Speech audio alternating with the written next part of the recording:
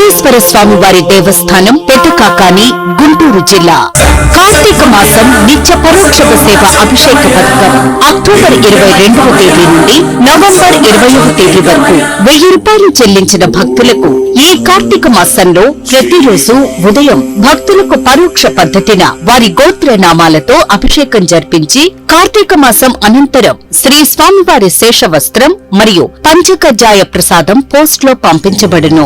ఈ కార్తీక మాసంలో ఆది సోమవారాలు పౌర్ణమి రోజు మినహా ఇతర దినములలో ప్రత్యేక క్యూ లైన్ నందు శ్రీ స్వామివారి దర్శనమునకు అనుమతించబడును. కార్తీక మాసం పరోక్ష అభిషేక పథకంలో పాల్గొని భక్తులు 1000 రూపాయలు దేవస్థానం కార్యాలయం నందు కాని లేదా ఏపీ టెంపుల్స్ వెబ్సైట్ లో శ్రీ మల్లేశ్వర స్వామి టెంపుల్ పెదకాకాని గుంటూరు అని సెర్చ్ చేసి ఆన్లైన్ ద్వారా డిపాజిట్ చేసి ట్రాన్సాక్షన్ ఐడి మరియు మీ గోత్ర నామాలను దేవస్థానం ఫోన్ నంబర్ 7337428753 ఈ నంబర్ కు ఫోన్ చేసి నమోదు చేసుకుని శ్రీ స్వామివారి సేవలో తరించగలరు. ఇట్లు ఉప కమిషనర్ మరియు కార్యనిర్వహణాధికారి శ్రీ మల్లేశ్వర స్వామి వారి దేవస్థానం పెదకాకాని గుంటూరు జిల్లా.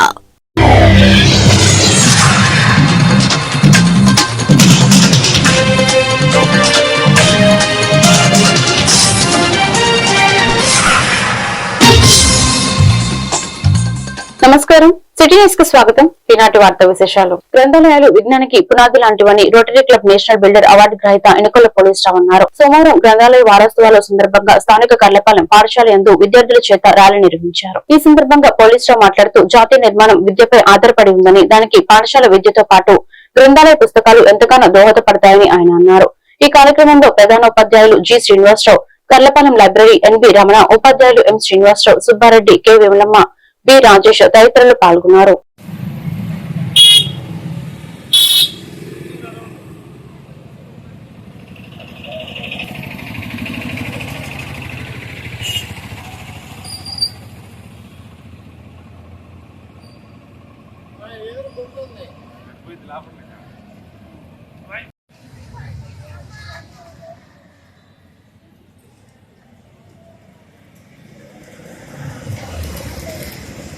ఈరోజు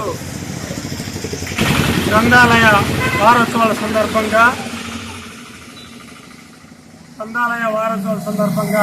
విద్యార్థుల చేత ర్యాలీ నిర్వహించబడింది. మరి గ్రంథాలయ వారోత్సవాల సందర్భంగా విద్యార్థులు పాల్గొని వారికి ఈరోజు ఆటల పోటీలు నిర్వహిస్తారు. స్థానిక గ్రంథాలయం దగ్గర కర్లపాలెం. మరి పోటీల్లో గెలుపొందిన వారికి 20వ తేదీ బహుమతులు ప్రదానం చేస్తారు. అదేవిధంగా 19వ తేదీన మహిళలకు ముగ్గులు పోటీలు ఉంటున్నాయి. వాటిల్లో కూడా పాల్గొని మహిళలు మరి పోటీల్లో పాల్గొని బహుమతులు పొందవలసిందిగా స్థానిక లైబ్రరీ ప్రతినిధులు తెలియపరిచారు. ఈ అవకాశాన్ని ఉపయోగించుకోవాలి. గ్రంథాలయాలు అనేవి మనకి పూర్వకాలం నుంచి వస్తున్న విజ్ఞాన భాండాగారాలు. గ్రంథాలయాల ద్వారా మనం ఎంతో జ్ఞానాన్ని అభ్యసించవచ్చు. విద్యార్థులు పాఠ్య పుస్తకాలతో పాటుగా గ్రంథాలయ పుస్తకాలు చదవడం అలవాటు చేసుకోవడం అనేది చాలా మంచి అది సంస్కృతి.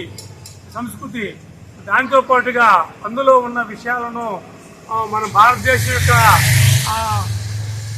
ఒక చరిత్ర కావచ్చు, మరల చరిత్ర కావచ్చు, ఏదైనా సరే మన మహానుభావుల యొక్క పుస్తకాలు కానీ, దేశం యొక్క చరిత్ర కానీ, అనేక సంబంధించిన దేశ నాయకుల యొక్క చరిత్ర కలిగిన పుస్తకాలు లైబ్రరీలో ఉంటాయి. మరి అలాంటి పుస్తకాలు చదివి పిల్లల్లో చిన్ననాటి నుంచి ఆ చదువు పట్ల ఆసక్తి పెంపొందించడానికి, మరి ఆ రీడింగ్ స్కిల్స్ పెంచడానికి ఈ గ్రంథాలయ ఉత్సవాలు ఎంతగానో ఉపయోగపడుతున్నాయి. బాపట్ల జిల్లా పరచూరు నియోజకవర్గం చినగంజ మండలం స్థానిక శ్రీ లలితా పరమేశ్వరి రామకోటేశ్వర స్వామి ఆలయ ప్రాంగణంలో కార్తీక మాసం ఆఖరి సోమవారం సందర్భంగా మహాన్యాస రుద్రాభిషేకం భక్తులచే స్వయంగా నిర్వహించడం జరిగింది. తెల్లవారుజాము నుండి ఆలయ ప్రాంగణం మొత్తం భక్తులతో రద్దీగా నెలకొంది. వేద మంత్రాలతో భక్తులు స్వయంగా శివలింగానికి రుద్రాభిషేకం చేయడం ఆలయ ప్రాంగణం కోలాహలాన్ని తలపిస్తుంది. వేలాది మంది భక్తుల నడుమ మహాన్యాస రుద్రాభిషేకాన్ని అర్చకులు శంకరమంచి హనుమంతరావు పంతులు తమ శిష్య బృందాలతో నిర్వహించారు. ఈ కార్యక్రమంలో భక్తులు మాలధారణం చేసిన స్వాములు పాల్గొన్నారు.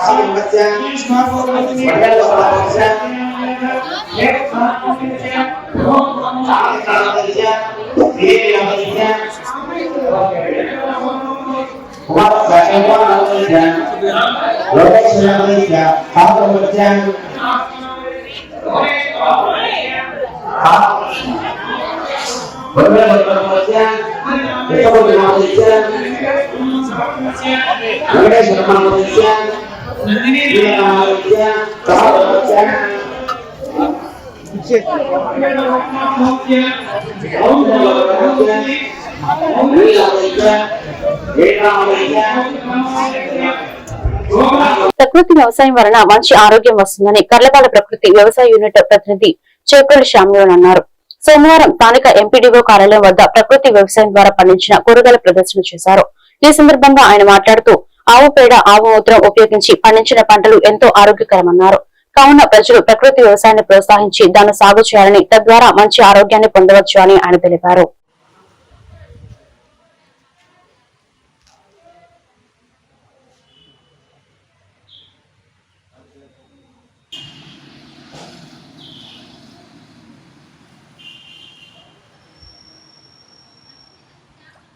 అండి, నా పేరు చేపల్లి శ్యామ్యూలు. నేను కర్రపాలెం మండలము బుద్దాం యూనిట్లో ఐసీఆర్పీగా చేస్తున్నానండి.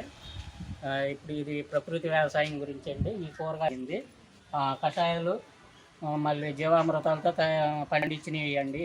ఈ కూర తినటం వల్ల మనకి ఏంటంటే ఆరోగ్యంగా ఉంటామండి, అనారోగ్యం పాలవకుండా ఉంటాము, మంచి ఆహారాన్ని మనం అందించినట్లు ఉంటుంది. అందుకనే ఈ వీక్లీ మార్కెట్ వారం పెట్టడం జరుగుతుంది. మీకు కూడా అందుబాటులోకి తీసుకురావాలనే ఉద్దేశంతోనే ఇక్కడ పెట్టడం అనేది జరిగింది. 6 గ్రామాలు ఉన్నాయండి మాకు. ఈ 6 గ్రామాల్లో నుంచి ఒక్కొక్కళ్ళు 2 రకాలు తీసుకుని రావడం జరుగుతుంది. ఈ ఏంటంటే ఈ ప్రకృతి వ్యవసాయం అనేది మన అసలు వెనకటి నుంచి ఉండేదండి. అది వరకు మనం పెంటమనుతోనే పండించుకునే వాళ్ళమే. ఇప్పుడు ఏంటంటే ఉండాకొందని ఈ పురుగు మందులకు అలవాటు పడి భూమిని మనము అనారోగ్య పాలన చేస్తున్నాం, కలుషితం చేస్తున్నాం. కాబట్టి మా ఉద్దేశం ఏంటంటే మీరు సాధ్యమైనంత వరకులో 1 ఎకరం వరకు చేసుకుంటే ప్రకృతి వ్యవసాయం ద్వారా ఈ ఆమూత్రం, ఆవుపేడ ద్వారా తయారు చేస్తామండి. కషాయాలు కానీ, జీవామృతాలు కానీ, పురుగు మందులు కానీ ఏమన్నా కానీ అవి లేనిదే మాత్రం తయారు చేయడం జరగదు. కంపల్సరీగా అవి ఉంటాయి. వాటి వల్ల మనకు భూమి అందిస్తే వాటిని భూమి సారవంతం అవుతుంది, మనము ఆరోగ్యంగా ఉంటాం, ఆరోగ్యమైన ఆహారం మనం అందించగలుగుతాము. ప్రకృతి వ్యవసాయం వల్ల క్యాన్సర్ అనేది ఇప్పుడు ఎక్కువగా గ్యాస్ ట్రబుల్ ఎక్కువగా వస్తుంది. ఒకటి క్యాన్సర్ వస్తుంది, మళ్ళీ హార్ట్ అటాక్లు కూడా వస్తున్నాయి. మనం ఎందుకంటే మనము మోతాదుని మించి మందులు వాడటం వల్ల మనం వాటి బారిన పడాల్సి వస్తుంది.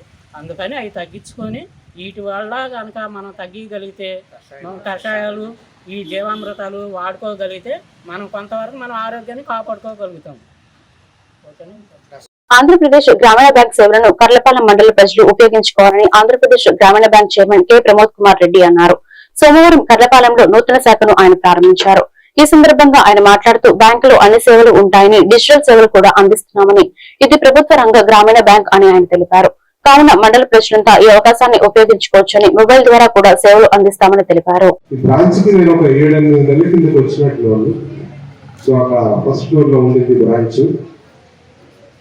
ఆ రోజు నుంచే ఈ యొక్క ప్రొమైసెస్ రెడీగా ఉంది అని తెలిసింది. కానీ ఈ రోజు చూస్తే చాలా ఆనందంగా ఉంది. ఇటువంటి బ్రాంచెస్ చాలా తక్కువ అసలు.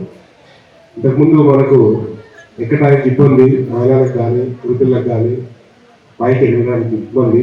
తర్వాత హైవే ఎప్పుడు చూసినా ఏదో ఒక డిస్టర్బెన్స్, సౌండ్, దుమ్ము, ధూళి, పొల్యూషన్ ఇవన్నీ లేకుండా, ముఖ్యంగా హైవే మీద పార్కింగ్ ఫెసిలిటీ లేదు.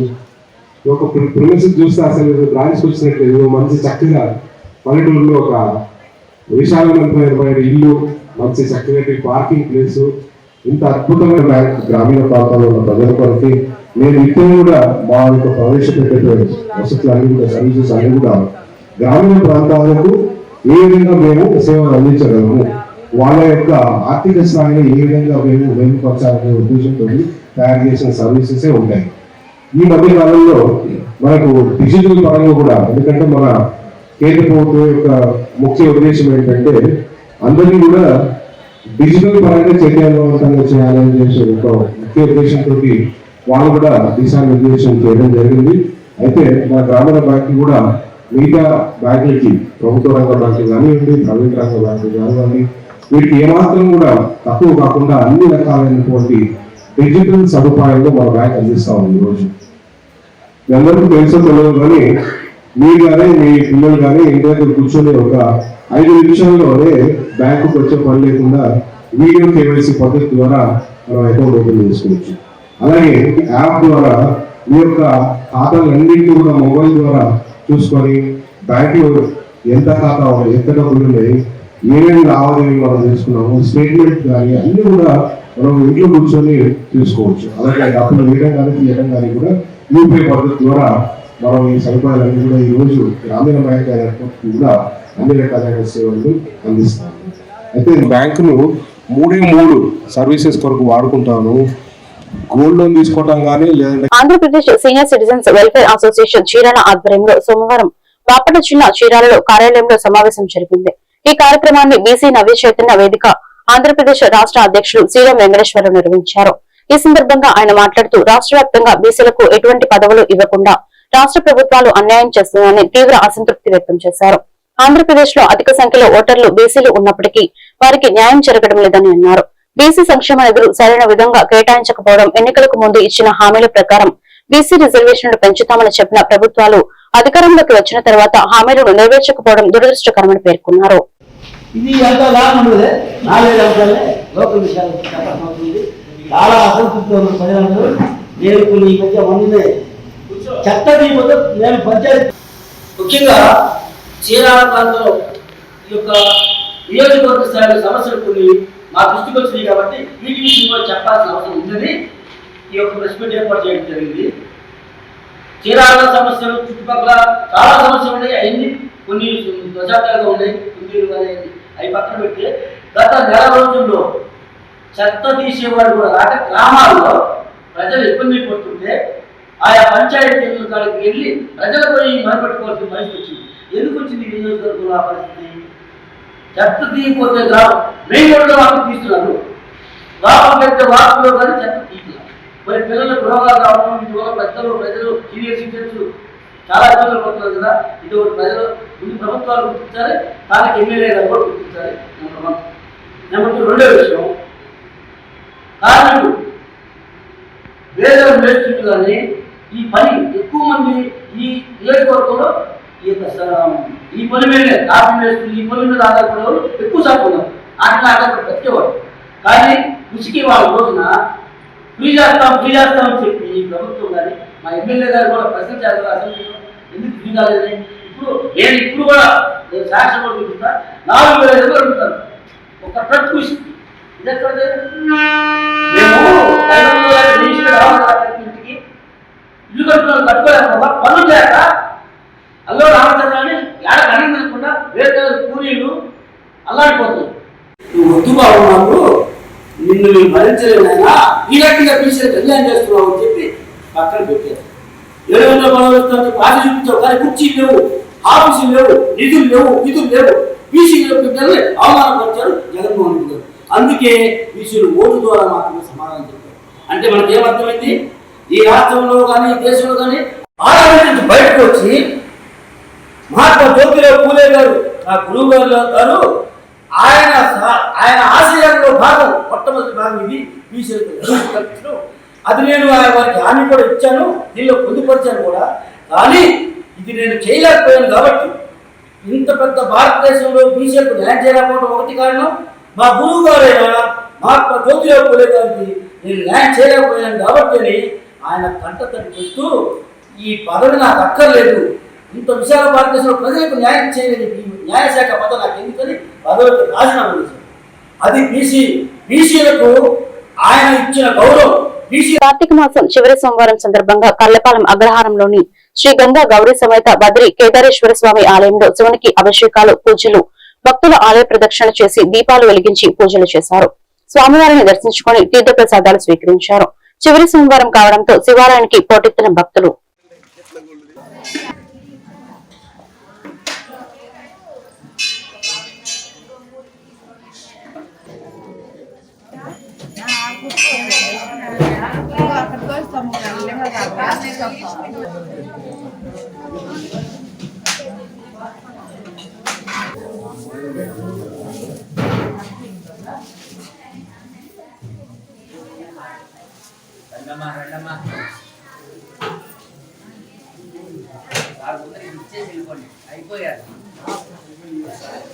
ఈరోజు ఆఖరి సోమవారం స్వామివారికి దివ్యంగా అభిషేకం జరిగింది. భక్తుల కోరిక మేరకు ఆయన వాళ్ళ కష్టాలను తీర్చుతున్నాడు.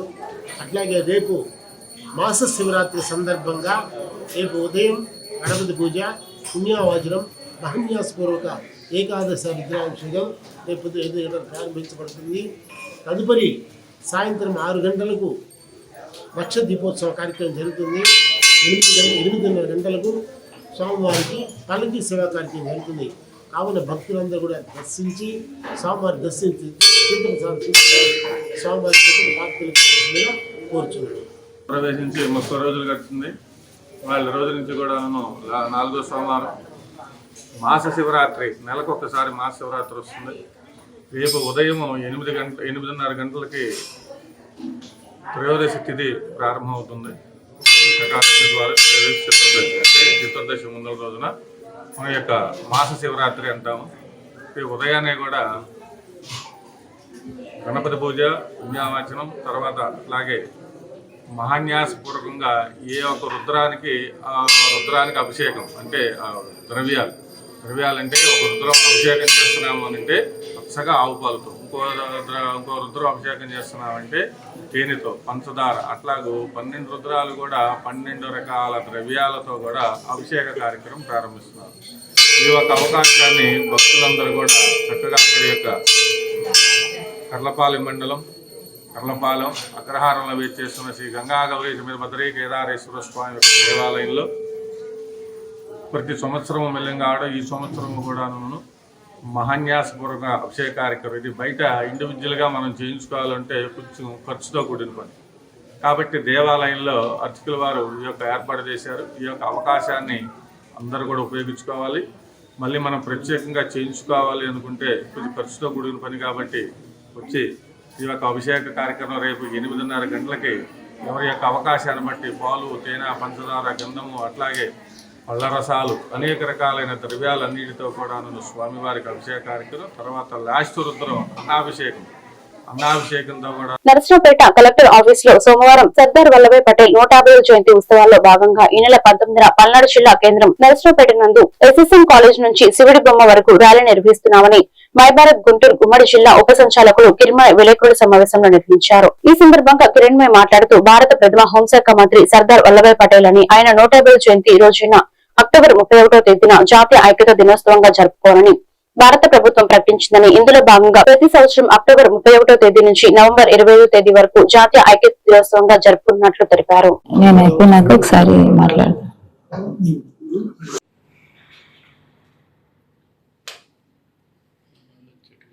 ఈ రోజు ఇక్కడ ప్రెస్ మీట్ ఎందుకు పెట్టడం జరిగింది అని అంటే, మరి ముఖ్యంగా సర్దార్ 150 జయంతి సందర్భంగా ఈ ర్యాలీస్ అనేది ఏర్పాటు చేయడం జరిగింది. సో సర్దార్ @150 సందర్భంగా అంటే ఆయన పుట్టిన 150 సందర్భంగా అక్టోబర్ 31 నుంచి నవంబర్ 25వ తారీఖు దాకా ఈ కార్యక్రమం అనేది దేశవ్యాప్తంగా గౌరవనీయంగా అదేవిధంగా అధికారికంగా ప్రతి జిల్లాలో ఏర్పాటు చేయడం జరుగుతుంది. సో మనకి 31 గుంటూరులో ఏర్పాటు చేశాం, అలాగే 13వ తారీఖు బాపట్లలో ఏర్పాటు చేశాం, అలాగే 19వ తారీఖున మన పలనాడు జిల్లాలో SSN కాలేజీ గ్రౌండ్ లో ఏర్పాటు చేయడం జరిగింది. సో 19వ తారీఖు పల్నాడు జిల్లాలో ఏర్పాటు చేశాము. అది అక్కడి నుంచి ర్యాలీ SSN కాలేజీ నుంచి ప్రారంభమయ్యి శివుడి బొమ్మ సెంటర్ దాకా వెళ్ళి మళ్ళా అక్కడి నుంచి కాలేజీకి రావడం జరుగుతుంది. సో సర్దార్ @150 ఈ సందర్భంగా ఇది మార్చి యూనిటీ ర్యాలీగా మనం ఈ కార్యక్రమాన్ని చేసుకుంటున్నాం. ఈ ర్యాలీలో అధికారికంగా కలెక్టర్ గారితో ఆధ్వర్యంలో మేడం గారు బ్రోచర్ కూడా లాంచ్ చేశారు. సో మేడం గారి సహకారంతో ఈ కార్యక్రమాన్ని అనేది మనం పల్నాడు జిల్లాలో ఏర్పాటు చేస్తున్నాము. అలాగే ఎంపీ గారు, ఎమ్మెల్యే గారు, జిల్లా అధికారులందరూ, అదేవిధంగా యువత, మరి ముఖ్యంగా ఏంటంటే యువతలో ఐక్యత అనేది ఇంకా పెంపొందించాలి, దేశం పట్ల బాధ్యతని పెంపొందించాలి అనేది అన్ని కాలేజెస్ నుంచి అలాగే ప్రతి యువత కూడా ఈ కార్యక్రమంలో పాల్గొని విజయవంతం చేయవలసిందిగా కోరుతున్నాము.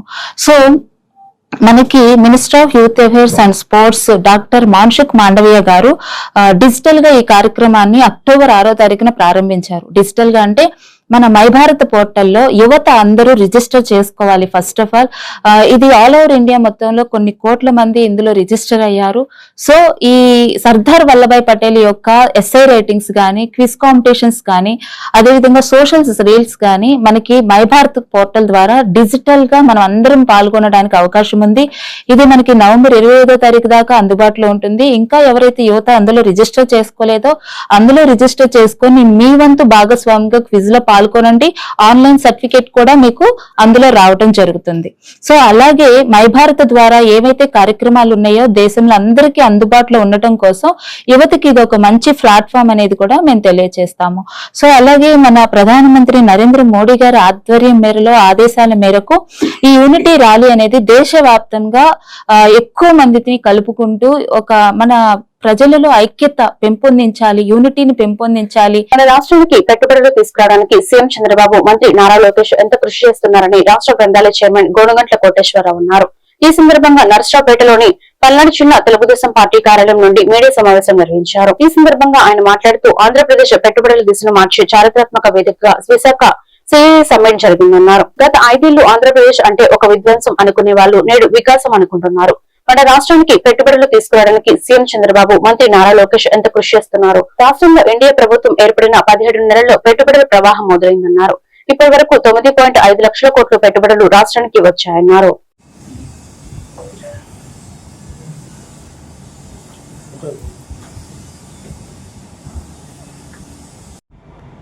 నమస్కారం. ఏదైతే నవంబర్ 14-15 తేదీల్లో విశాఖపట్నంలో ఆంధ్రప్రదేశ్ పెట్టుబడుల దిశను మార్చే చారిత్రాత్మక వేదిక విశాఖ సిఐ సమ్మిట్. ఈ యొక్క సమ్మిట్ ద్వారా ఆంధ్రప్రదేశ్ రాష్ట్రంలో కనీవిని ఎరుగని రీతిలో పెట్టుబడులు రావటం నిజంగా భావితరాల అదృష్టం. ఆంధ్రప్రదేశ్ను పెట్టుబడుల హబ్బుగా మార్చేందుకు సీఎం చంద్రబాబు నాయుడు గారు, మంత్రి నారా లోకేష్ గారు ఎంతో వ్యూహాత్మకంగా శ్రమించారో, ఏపీ వైపు పరిగెత్తి రావటం చంద్రబాబు గారు, లోకేష్ గారి నాయకత్వంలో అభివృద్ధి మళ్ళీ తేకపై వచ్చిందనడానికి ఇదే నిదర్శనం. సదస్సుకు ఒకరోజు ముందే రాష్ట్రంలో పెట్టుబడుల వరద మొదలైంది.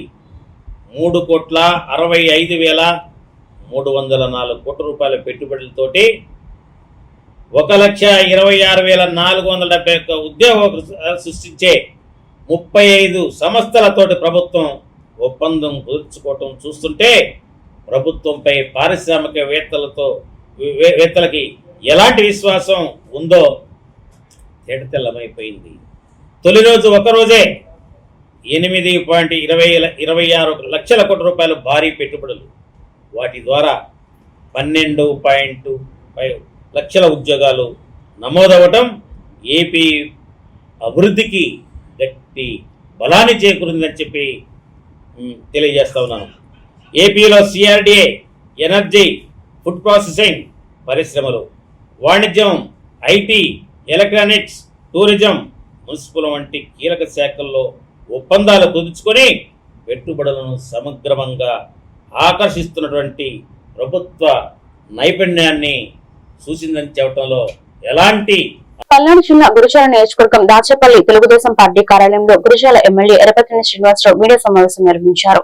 ఈ సందర్భంగా ఎరపతినేని మాట్లాడుతూ చంద్రబాబు నాయుడు లాంటి విజనరీ ముఖ్యమంత్రి ఉండటం వలన మన రాష్ట్రానికి పెట్టుబడులు పెట్టడానికి భారీ పరిశ్రమలు వస్తున్నాయని అన్నారు. ఎన్డీఏ భాగస్వామి ప్రభుత్వంలో 2 రోజుల్లో 14 లక్షల కోట్ల పెట్టుబడులు మన రాష్ట్రానికి వచ్చాయని తెలిపారు. అంతకుముందు 6 లక్షల కోట్ల పెట్టుబడులు వచ్చాయని గుర్తు చేశారు. ప్రపంచ దిగ్గజాలు అయిన Google, Adani, Reliance, Tata, TCS సంస్థలు అన్ని మన రాష్ట్రానికి రావడం అంటే అది కేవలం ఎన్డీఏ ప్రభుత్వం మీద ఉన్న నమ్మకంతోనే వచ్చాయని అన్నారు. రాజకీయ అనుభవం కలిగిన ముఖ్యమంత్రి చంద్రబాబు నాయుడు గారు,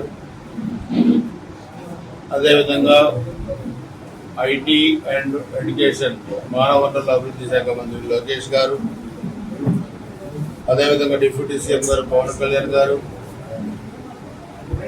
భారతీయ జనతా పార్టీ ఎన్డీఏ భాగస్వామ్య ప్రభుత్వంలో పెట్టుబడులు ఏ విధంగా 14 లక్షల కోట్లు 2 రోజులు వచ్చినాయి. అంతకుముందు 6 లక్షల కోట్లు వచ్చినాయి. అంటే బడా పారిశ్రామికవేత్తలు ఈ దేశంలో, ఈ ప్రపంచంలో ఉన్న పారిశ్రామికవేత్తలు మొత్తం కూడా మన రాష్ట్రంపై నమ్మకం. గూగుల్ ఉందంటే ఆయన గూగుల్ CEO సుందర్ పిచాయ్, ఆయన నేటివ్ తమిళనాడు ఆయన సొంత రాష్ట్రమైన తమిళనాడు కాకుండా 1,40,000 కోట్ల ప్రాజెక్టు మన ఆంధ్రప్రదేశ్కి ఇచ్చారు వైజాగ్లో. అలానే అదానీ గ్రూప్ కానీ, రిలయన్స్ కానీ, అంబానీలు కానీ, వీళ్ళంతా టాటా, టీసీఎస్ ఒకటి కాదు, ప్రపంచ దిగ్గజాలు మొత్తం కూడా రావటం అంటే 1924 మధ్య జరిగిన రాజకీయం, దూరదృష్టి లేకపోవటం, పరిశ్రమల్ని ఎలా తీసుకురావాలో తెలియకపోవటం, ఉన్న పరిశ్రమల్ని డబ్బులు ఇవ్వలేదనో, భాగస్వామ్యం ఇవ్వలేదనో పర్మిట్, ఇది మా రాష్ట్రం, మేము ఇష్టారాజ్యం చేస్తాం. అందుకే ఆంధ్రప్రదేశ్ రాష్ట్రం 5 సంవత్సరాల్లో ఒక ఆటవిక రాజ్యంగా తయారైపోయింది. ఆంధ్రప్రదేశ్ పెట్టుబడులు పెట్టడానికి కూడా చాలా భయపడ్డారు. రెండచింతల మండలంలోని జట్టిపాలెం శివారులో గల పరాశక్తి సిమెంట్ ఇండస్ట్రీస్ లిమిటెడ్ లో 40వ జాతీయ గనుల భద్రత వారోత్సవాలు ఘనంగా నిర్వహించారు. ఈ కార్యక్రమానికి ముఖ్య అతిథులుగా వైస్ ప్రెసిడెంట్ ఎంఎస్ఎన్ రాజు పాల్గొని మాట్లాడుతూ భద్రత అనేది నిజ జీవితంలో ఒక భాగమని, భద్రత లేకుంటే జీవితం శూన్యమని, ప్రతి ఒక్కరు భద్రతతో పనిచేసి ఉత్పత్తిని సాధించాలని కోరారు. General manager mines Chandrashekar, manager Venkateswarlu, Chandu Subbaraju, Pratap Reddy, పరిశ్రమలోని అధికారులు, కార్మికులు పాల్గొన్నారు.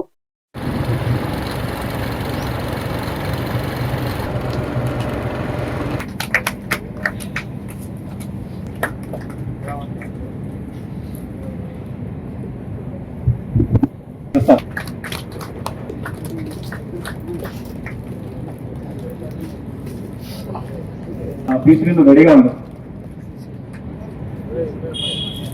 సెకండ్ పేరు కోసం P వరలక్ష్మి గారు, వైఫ్ ఆఫ్ P3 పిల్లలు.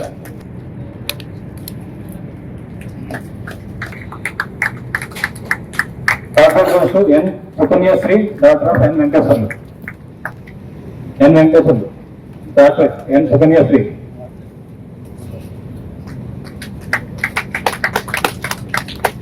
NTSA. First prize goes to observance అనేది ఏంటంటే ఈ ఇయర్ అంతా మన efforts unwavering efforts towards the most important aspect of our industry is safety.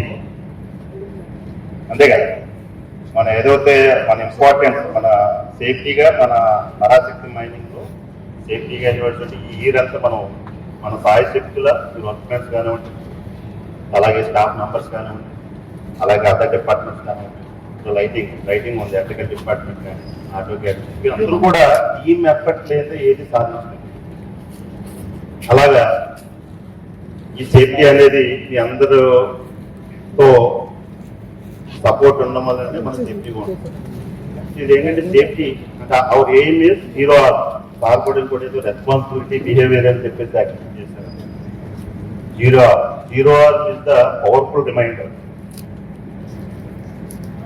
Zero arm says that it prevents the accident and also prevents the life of invalid. Life is invalid. ఈ రెండు is the most important. ఏంటంటే జనరల్గా అన్నింటిలో కూడా mining అనేది ఏంటంటే this is the hazardous working area mining profession అనేది. దీనికి మనం లేటెస్ట్ టెక్నాలజీ యాడ్ చేసుకుంటూ అలాగే రూల్స్ అండ్ రెగ్యులేషన్స్ ఇంప్లిమెంట్ చేసుకుంటూ ప్రజా సమస్యల పరిష్కార వేదిక అర్జీల పరిష్కారానికి ప్రత్యేక దృష్టి పెట్టాలని పనిచేయాలని జిల్లా కలెక్టర్ కృతికా శుక్లా అన్నారు. సోమవారం నిర్వహించిన ప్రజా సమస్యల పరిష్కార వేదిక కార్యక్రమంలో భాగంగా జిల్లాలోని ఆయా మండలాల నుంచి వివిధ రకాల సమస్యలతో వచ్చిన అర్జీదారుల నుండి జిల్లా కలెక్టర్ అర్జీలను స్వీకరించారు. ప్రజల నుంచి 135 అర్జీలను జిల్లా కలెక్టర్ స్వీకరించడం జరిగిందన్నారు. జిల్లా కలెక్టర్ మాట్లాడుతూ ప్రజా సమస్యల పరిష్కార వేదిక అర్జీల పరిష్కారానికి ప్రత్యేక దృష్టి పెట్టి పనిచేయాలని ఆయా శాఖల జిల్లా అధికారులను ఆదేశించారు. అర్జీలను నాణ్యతగా పరిష్కరించాలని అన్నారు.